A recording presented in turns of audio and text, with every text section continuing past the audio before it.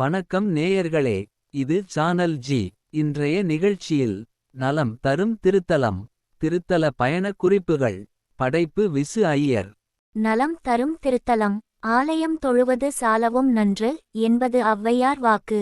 அது சரி, ஆலயம் என்றால் என சில சிந்தனைகள் வரலாம். நமக்கு பொதுவாக தெரிந்தே இருக்கும். சில இடங்களில் உள்ள சிவமூர்த்தங்கள் சுயம்பு என்று. சுயம்பு என்பது மனிதர்களால் உருவாக்கப்படாமல் தானே தோன்றிய மூர்த்தங்கள். மூர்த்தங்கள் என்பது சிலை அமைப்புகள் என்பதை நாம் அறிவோம். சரி, இது போன்ற சுயம்பு லிங்கம் சிவன் கோவில்களில் இயல்பாக வழிபடு தலமாகமைந்துவிடும்.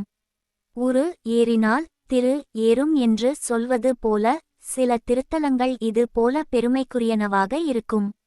அந்த வரிசையில் இந்த வாரம் நாம் சிந்திக்க தரும் திருத்தலம் செல்வ வளம் தரும் திருக்கோயில். இது ஒரு வரம் தரும் திருத்தலமாகவே போற்றப்பட வேண்டிய கோயில். இந்த திருக்கோயில் தமிழகத்தில் இல்லை என்பது ஒரு புறம் இருக்க, இந்த கோவிலின் அமைப்பு ஒவ்வொரு நகர்விலும் நம்மை பிரமிக்க வைக்கும். இந்த திருக்கோயில் உத்தராகண்ட் மாநிலத்தில் டேஹ்ராடூன் என்ற இடத்தில் இருக்கும் திருக்கோயில். இந்த திருக்கோயிலில் உள்ள லிங்கம் சுயம்பு மூர்த்தம். அது மட்டுமல்ல, இது ஒரு குகையில் அமைந்த லிங்கம். குகையில் இருப்பது ஒன்றும் பெரிய விஷமில்லை. ஆனால் அந்த குகையில் எங்கிருந்து தண்ணீர் வருகிறது என தெரியாதபடி இந்த சிவலிங்கத்தின் மீது தண்ணீர் விழுகிறது. அதுவும் சீரான இடைவெளியில் ஒரே அளவில் என்றால் ஆச்சரியமாக இருக்கிறது அல்லவா? இன்னும் சொல்ல வேண்டும் என்றால் அந்த தண்ணீர் அமிர்தத்தை விட சுவை நிறைந்து இருக்கிறது. விழுந்த தண்ணீர் அடுத்த சில மணித்துளிகளில் இல்லாமல் போகிறது. இந்த தண்ணீர் இயற்கையாகவே குகை வழியாக வருகிறது. யாரும் தண்ணீர் ஊற்றுவதில்லை. அருகில் தண்ணீர் ஓடை குளம் போன்ற எந்த அமைப்பும் இல்லை. இப்படி ஒரு சிவன் கோவில் பிரமிப்பாகவும் இருக்கிறது. சாநித்தியம் பெற்ற திருக்கோயில் கேட்டதை உடனே வரம் தரும் திருத்தலமாகவும் விளங்குகிறது. இந்த திருக்கோயில் துரோணர் இருந்த இடமாக சொல்லப்படுகிறது. சுமார் 5000 ஆண்டுகள் பழமை வாய்ந்த இந்த திருக்கோயில் அமைந்த இந்த குகையை துரோணர் குகை என்றே வழக்கத்தில் மக்கள் அழைக்கின்றனர். சாலை ஓரத்தில் அமைந்த இந்த திருக்கோயில் வரவேற்பு வளைவு நம்மை அழைக்கிறது. உள்ளே சென்றதும் தமிழக கோவில்கள் போல நீண்ட உயர்ந்த ராஜ கோபுரங்கள் பொதுவாக வடநாட்டு பகுதிகளில் இருப்பதில்லை என்றாலும் இந்த திருக்கோவிலிலும் அப்படி ஒரு பெரிய கோபுர அமைப்புகள் இல்லை. தமிழக கோவில்கள் தான் பிரம்மாண்டமாக இருக்கும். சில கோவில்கள் சில ஏக்கர் கணக்கில் பெரியதாகவும் இருக்கும். ஆனால் வடநாட்டு கோவில்கள் பெரும்பாலும் பெரியதாக இருப்பது இல்லை என்பதை மனதில் நிறுத்திக் கொள்ளுங்கள். கோவில் உள்ளே நுழைந்ததும் குகை வழியாக சுவாமி தரிசனத்திற்கு போக முடியும். லிங்கத்தின் பானம் சிறியதாக இருக்கிறது. இந்த குகையில் தண்ணீர் எங்கிருந்து வருகிறது என்றே தெரியவில்லை என்றாலும் 24 மணி நேரமும் லிங்க திருமேனியில் தண்ணீர் விழுகிறது. அதுவும் ஒரே சீரான இடைவெளியில் என்றால் மனதை தொடுகிறது. இந்த லிங்க திருமேனியின் முன் நின்று கண்மூடி சில நிமிடம் நமது வேண்டுதல்களை வைத்து கண் திறந்து பார்க்கும்போது நீர் லிங்க திருமேனியில் விழுந்தால் நினைத்தது நடக்கும் என்பது போன்ற குறிப்பும் உள்ளது. இது சிங்க்ரனைஸ் ஆகும்போது இந்த பலன் கிடைக்கும் என்பதை உறுதியாக நம்பலாம். சோதிட ரீதியாக சொல்ல வேண்டும் என்றால் நீச பங்கம் பெற்ற ஜாதகர்கள் யாராக இருந்தாலும் இது போன்ற திருத்தலங்களில் வழிபாடு இயற்றுவது அவசியம்.